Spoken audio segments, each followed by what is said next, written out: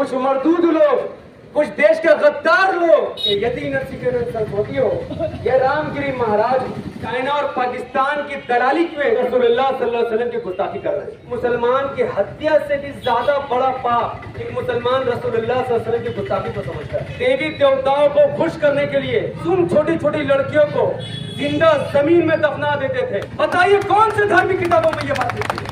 1400 साल पहले पूरे दुनिया में औरतों का कोई सम्मान नहीं था। का कोई भी धर्म, दुनिया का कोई भी धार्मिक किताब ये बात आपको नहीं सिखाता है जो रसूलुल्लाह सल्लल्लाहु अलैहि वसल्लम ने हम मुसलमानों को सिखाया है। हिंदू परिषद के लोग, ये बजरंग दल के लोग, ये हिंदू युवा वाहिनी के लोग, पाकिस्तान का क्या मकसद है भाइयों?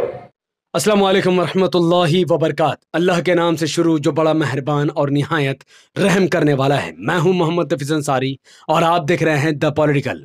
यती नरसिंह अनंत सरस्वती और रामगिरी महाराज जैसे लोगों को ऐसा लगता है कि वह रसूलुल्लाह सल्लल्लाहु अलैहि वसल्लम की गुस्ताखी करेंगे और मुसलमान चैन से अपने घरों में सोता रहेगा, लेकिन ये बात सच है, उनको सही लगता है।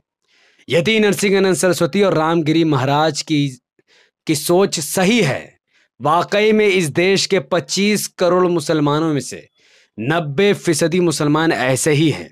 वो मुसलमान जो कांग्रेस को वोट करता है, वो मुसलमान जो समाजवादी पार्टी की दर्री बिछाता है, वो मुसलमान जो आरजेडी और जेडीयू को अपनी पार्टी समझता है, वो मुसलमान जो एआईएमआईएम के विरोध में खड़ा है। ऐसे मुसलमान सच में इनको नबी करीम सल्लल्लाहु अलैहि वसल्लम के खिलाफ चाहे जितनी गुस्ताखी की जाए इनको कोई फर्क नहीं पड़ेगा। ये 1 दिन 2 दिन सड़कों पर उतर सकते हैं, लेकिन ये लोग लास्ट में अपने घरों पर सो ही जाएंगे। लेकिन हम वो मुसलमान हैं जो नबी करीम सल्लल्लाहु अलैहि वसल्लम की गुस्ताखी कभी बर्दाश्त नहीं करेंगे।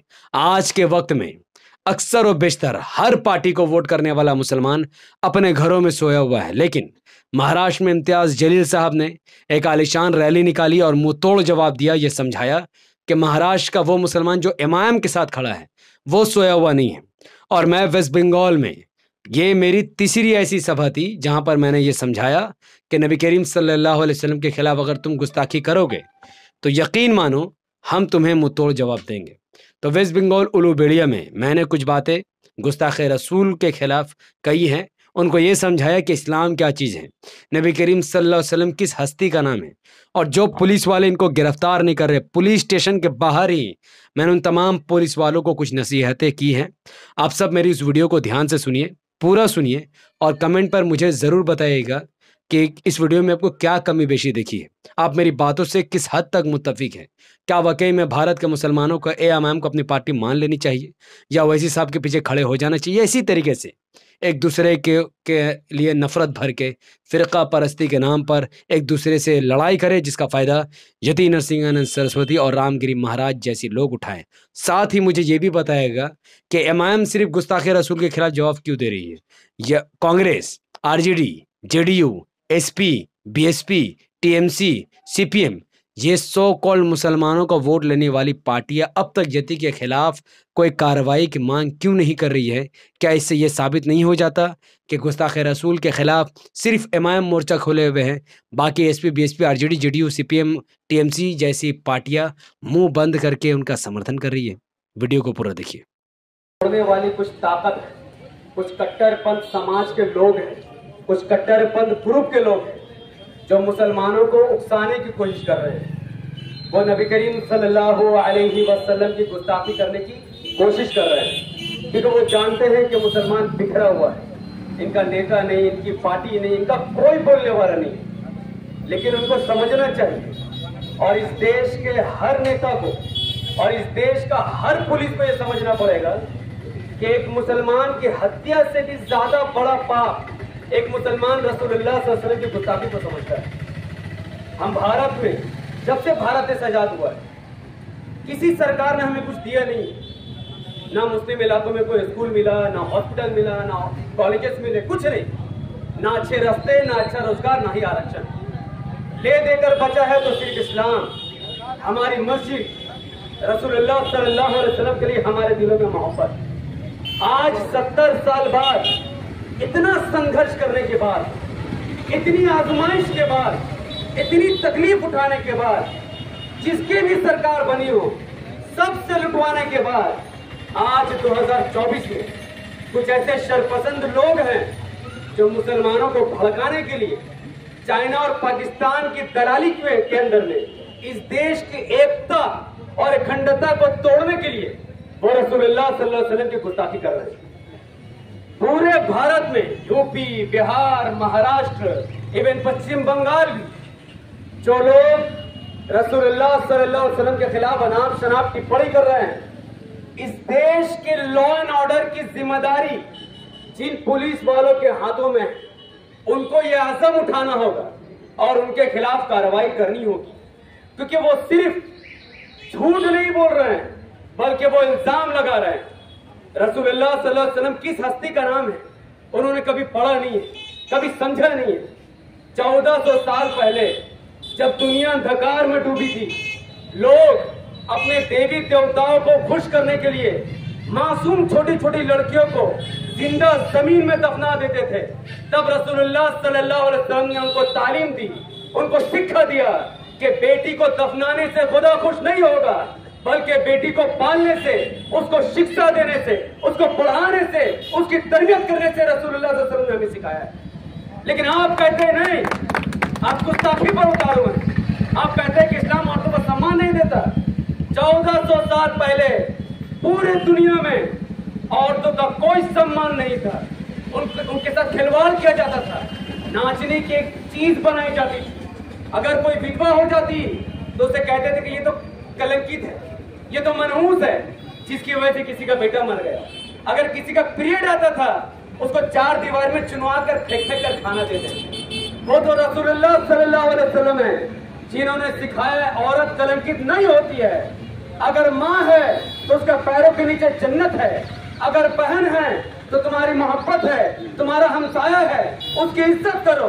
अगर बेटी है तो उसे पाल पोस कर बड़ा करो, जन्नत चले जाओगे।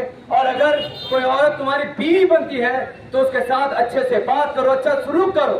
दुनिया का कोई भी धर्म, दुनिया का कोई भी धार्मिक किताब ये बात आपको नहीं सिखाता है जो रसूलुल्लाह सल्लल्लाहु अलैहि वसल्लम ने हम मुसलमानों को सिखाया है। उन्होंने क्या बताया है कि दुनिया में बेहतरीन मुसलमान वो है जो अपने घर की औरतों से अच्छे से बात करता है। बताइए कौन से धार्मिक किताबों में ये बात लिखी है? ये बात किसी धार्मिक किताबों में नहीं लिखी है। लेकिन हम मुसलमान रसूलुल्लाह सल्लल्लाहु अलैहि वसल्लम की तालीम पर अमल करते हैं। कोई घमंड हम लोगों के अंदर नहीं, कोई हमारे अंदर नफरत नहीं है। रसूलुल्लाह सल्लल्लाहु अलैहि वसल्लम क्या सिखाते हैं कि अगर तुम्हारा पड़ोसी जैसा भी है, तुम तकलीफ उसको नहीं दे सकते। अगर कोई मुसलमान नहीं है अगर वो अपने पड़ोसी को तकलीफ देता है, ये तालीम हमें रसूलुल्लाह सल्लल्लाहु अलैहि वसल्लम ने दी है। लेकिन आज कुछ मरदूद लोग, कुछ देश के गद्दार लोग रसूलुल्लाह सल्लल्लाहु अलैहि वसल्लम की गुस्ताखी करते हैं। वो सब चाइना के दलाल हैं, वो सब बीजेपी के एजेंट, वो सब पाकिस्तानी दलाल हैं। पाकिस्तान का क्या मकसद है भाइयों? चाइना का क्या मकसद है? इस देश को तोड़ दो। चाइना क्या चाहता है? हिंदू मुस्लिम में झगड़ा करवाओ ताकि बॉर्डर में चाइना फायदा उठाए। मैं भारतीय मुसलमान, मुझे अपने देश से मोहब्बत है। मैं कभी नहीं चाहता कि भारत का कोई दो समुदाय आपस में लड़े, कभी भारत का मुसलमान ये नहीं चाहेगा। लेकिन वो चाहता है, और उनकी चाहत को पाकिस्तान और चाइना की चाहत को कौन पूरा कर रहा है? ये विश्व हिंदू परिषद के लोग, ये बजरंग दल के लोग, ये हिंदू युवा वाहिनी के लोग। क्यों? तुम खुद को कहते हो कि हम देशभक्त है, जबकि असल में देश के गद्दार तुम हो। और देश से सबसे ज्यादा मोहब्बत अगर कोई कर रहा है तो वो सिर्फ इस देश का मुसलमान है।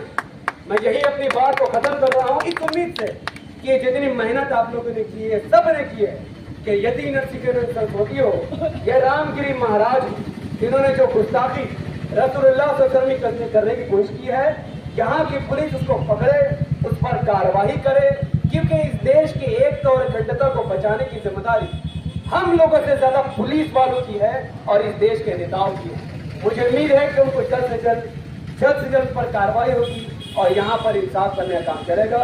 वाखिर दवाना व अनिल हम्दुलिल्लाहि रब्बिल आलमीन। अस्सलाम वालेकुम व रहमतुल्लाहि व बरकातहू।